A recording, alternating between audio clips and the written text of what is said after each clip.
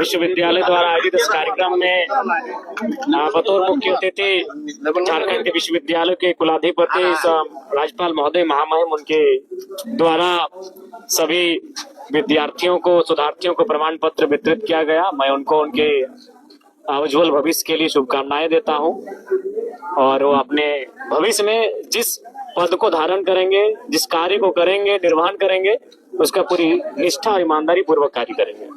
विधायक 3 विधायक जो रूट कर चले गए, उनका कहना है कि केवल जयराम महतो का संबोधन हुआ। हम लोग देखिए, इसके लिए भाई मैं स्वयं महामहिम से मैंने कहूंगा कि भाई अगर ना ही ले मेरा नाम, अगर किसी का मान, हमने तो कब कहा नहीं पत्रकार महोदय, हम अपने कोने में बैठे हैं।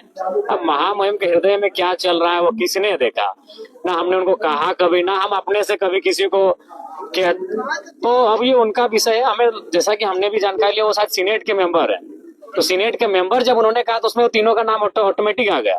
मैं इस विद्यालय का, मैंने विश्वविद्यालय का सीनेट का मेंबर नहीं हूँ, तो इसलिए मेरा नाम अलग से लेना पड़ा उनको, ऐसा लोग कह रहे हैं। मैंने भी पूछा कि भाई हमें भी लगा कि उनका भी नाम ले ही लेते हैं, तो शायद प्रोटोकॉल ये था कि वो सीनेट के मेंबर है। विश्वविद्यालय प्रशासन की भी तो गलती हो सकती है।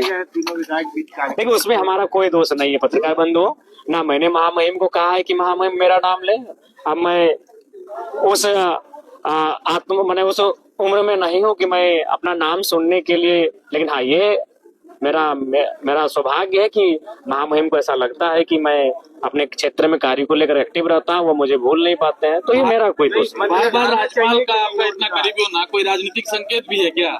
देखिए ना, ऐसा नहीं है। लगातार हमें लगता है कि प्रत्येक सप्ताह में 2 बार 3 बार हम महामहिम से किसी कार्य को लेकर लाइन अप करते हैं, अपने प्रतिनिधि मंडल को वहाँ भेजते हैं, तो शायद उनको, उनके जहन में मेरी कार्यशैली रहती है, और ऐसा कुछ नहीं है। कुछ पॉलिटिकल पैसा कानून लागू हो गया, किस तरीके से देख रहे हैं इसको? देखिए, निसंदेह आदिवासियों के लिए निसंदेह ये वरदान होगा, लेकिन थोड़ा सा ऐसे क्षेत्र जिनमें आदिवासियों की संख्या कम और ओबीसी अथवा अन्य लोग ज्यादा रहते हैं, उनमें थोड़ा सा सरकार को विशेष ध्यान देने की आवश्यकता है। किस तरीके से ध्यान देना, क्या कुछ? जैसे मान के चलिए किसी शेड्यूल एरिया है, उसे मान के चलिए शेड्यूल ट्राइब्स की आबादी माने 10% 15% है और अन्य लोगों की आबादी ज्यादा है, तो उस अकॉर्डिंग भी निर्णय लेने का अधिकार शेड्यूल ट्राइब के पास होगा।